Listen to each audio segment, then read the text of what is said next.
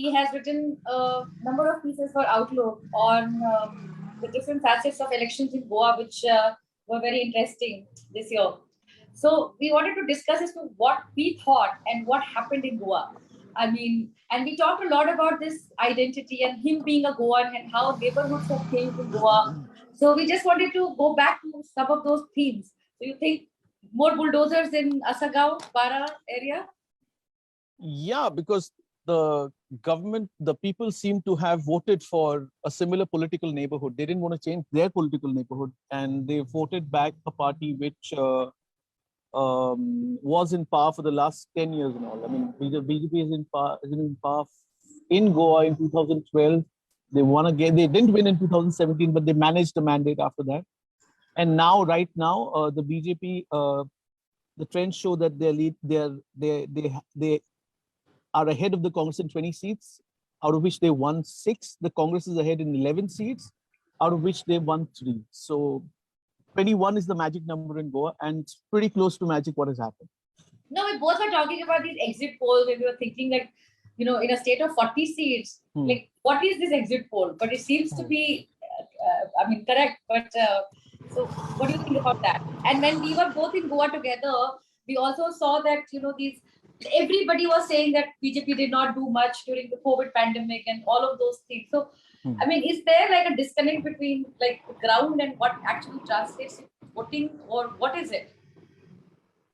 I think, in our conversations with BJP leaders, they themselves weren't expecting a mandate like this. I think what everyone underestimated was the ability of the Trinamool Congress to make inroads in the way they have. Well, they're not in any winning picture yet, but they've managed to secure number 2, number 3 positions, or sizable number 4 positions in constituencies which were considered Congress bastions, like this particular area of Salsette, which I think has been the watershed region for this particular election, where it's a Catholic dominated area, a cluster of 8 seats where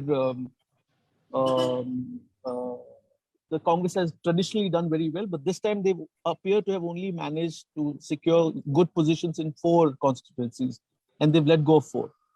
So I think that's where TMC has also shown a very good performance, as well as AAP and Revolutionary Gold. So all 3 opposition parties have done well in an area where Congress normally considers its fiefdom, and that's where I think the game. So I wanted to know, like, see, when I was in Goa, people were talking about this love triangle, you know, all these couples, you know, who are fighting elections, and 3 of them have won.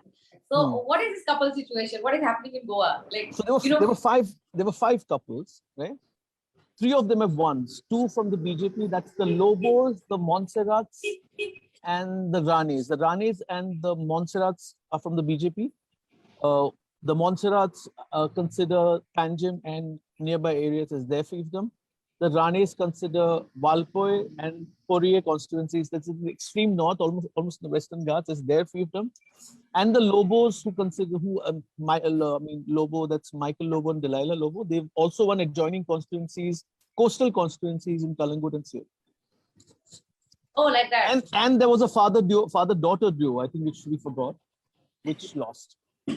Okay, and talk to us about this revolutionary goals. I mean, wherever I went, auto wala, cab wala, everybody had this football, you know, and they were like, too much football at that time. So we want to know what happened there, identity politics in Goa, and they were talking about this new thing, and people were saying that they are going to become the next Shiv Sena. Is it still in the making? What is this identity thing in Goa? I'm sure Shiv Sena didn't perform as well as the revolutionary Goans did in their first election, because the formal results aren't out yet, but they appear to have almost cornered one constituency, that's San Andre in North Goa. Its president is a very distant second, but a very well-performing third in 2 constituencies. He had contested in 2 constituencies. In several other places, along with the TMC and in some cases the AAP, the Revolutionary Goans Party has been the deciding factor in the Congress loss in a particular constituency. So what yeah. happened? Like, what worked with TMC? Actually, when we were there, we saw these huge posters of Mamata Banerjee. You know, sometimes they were like 4 posters together, huge. You think that kind of visuals work? What? Because there were also people talking about this familiarity with the candidate. You know, people who are older, they are used to this one party, one person. You know, those images. So, what did TMC do right? You know, what do you think? So Chinki ji, what I think happened is they picked up leaders who already had some kind of a ground connect. So in a way, they weren't starting from scratch. They weren't picking out novices or people not connected to political spheres and fielding them. They were actually they actually took in people who already had not winning candidates, but candidates with sizable command over their particular small constituencies. And I think that's what made the telling difference. I mean, it's those personal votes which I think they managed to corner. And So most of their imports were from the Congress and other non-BJP parties. So you would say people voted for people rather than party. That has normally been the trend in Goa. Yeah. So anything that changes in Goa with these elections, or nothing changes? You still will have. What has changed, I think, is the perception that the BJP cannot do without Parrikar in Goa. I think that's pretty much washed out. Yeah. Washed out is that perception is corrected because for the second time the BJP has touched 20. The first time was during Parrikar's era when they were 21, and this is the second time the BJP has, and they might just reach 21. You never know, but you never know. Yeah. You think there is a wave, like they say, Modi ji ka wave hai? You think in Goa? I think there was a lot of turbulence on the opposition camp. It's not a wave in favor of BJP. I think it's the turbulence on the other end which kind of ate into a lot of opposition votes. I think that's what made the difference. That's what made the difference. Yeah. Oh. No, because other states also. I mean, it's Manipur BJP. It's there. UP, of course, they've done it. Punjab, Goa again. Uttarakhand BJP. So, what do you think it means in terms of like the larger politics? The topics that we covered, like federalism, I mean, and this identity politics, caste, all kinds of things that we sort of talked about. And in a much larger way, in Goa, the whole identity of Goa. The revolutionary Goans talked about police Goans and things like that. So what do you think? How does it connect to larger themes of our democracy?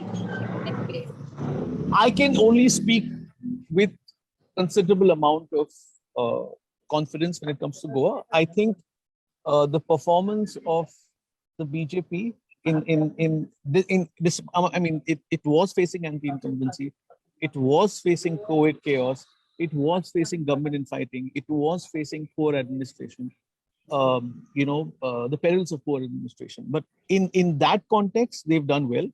The Congress has taken a beating, a very severe beating. I think I think the Congress camp was the most confident camp in the run-up to midnight or today morning, sorry. But the identity politics issue which you talk about, I think the identity politics may, for the first time, be felt in the state assembly. It's been discussed in the past, but I would say it amounted to lip service. But if one or two of the revolutionary Goans candidates manage to make it to the assembly and hold true to their comments in the run-up to the elections, I think we might find a bigger, a more solid argument for identity politics in the place where it matters. Okay, and how does your neighborhood change now? That's my last question. So the piece of cake. Yeah. So what my take on that would be, I think commerce is something, and the real estate market is something which I think no political party would be able to shock in that sense. I mean, one thing which has always been talked about is this easy sale of land needs to be curbed, but I don't think there's any political will to curb that, as there is no will to control any casino-related operations. So I think that's going to continue unabated, irrespective of who wins or who doesn't. No, so in the sense, like, what your neighborhood will look like now, piece of cake, hair, what will it become? slice of pizza, what's next? It'll probably shrink, no? What's smaller than a cake? Yeah. Not a pizza. Like not a pizza. Like gems or something, like toffee or something. Probably. Something which can be easily pocketed. Yeah. Okay. On that note, bye. Thank you so much, Ingrid. Yeah. Bye. Bye.